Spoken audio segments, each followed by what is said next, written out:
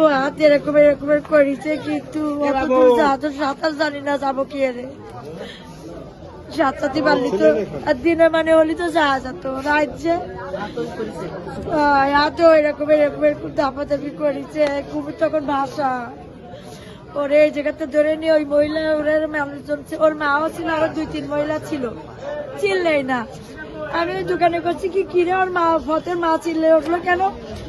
হ্যাঁ, তালি মনে হয় কুমির ধরছে নাকি পথে ঘাটে গোসল করতেছে, তখন আমি চিল্লাচ্ছি, বলছি কি তোমরা তো সবাই আসো, পথের কুমারী ধরেছে, কে করে আছে আসো, তাই কে মানুষ লামায় বেরো, পথের আর বাজাতে পারলাম না, কুমিরি নিয়ে চলে গেল চোখে চাপড়াতে,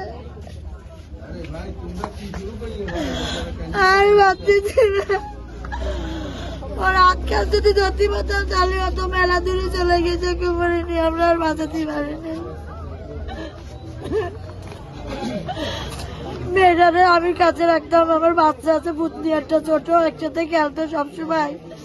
আমি কাপড় চোপড় আমার ঘরে নিয়ে, ওর চুলও কেটে দিছি 1 সপ্তাহ আগে, মাথায় উকুন, কাছে নিয়ে রাখতাম, কিন্তু হঠাৎ করে ওর মার সাথে এসে ঘাটে এসে গোসল করতেছে, কুমিরি নিয়ে চলে গেল চোখের সামনে থেকে, বাঁচাতে পারলাম না তোকে।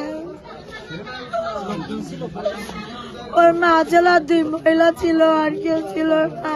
মা তো মানসিক ভারসাম্য, মা হলো পাগল হয়েছে, জুয়ার হয়েছে এখানে, সেজন্য মেয়েটাকে আমি কাছে রাখতাম, যেটা মেয়ে তো ওর মা তো আর কন্ট্রোল করে রাখতে পারবে না, এই জন্য সবসময় আমার কাছে রাখতাম মেয়েটাকে।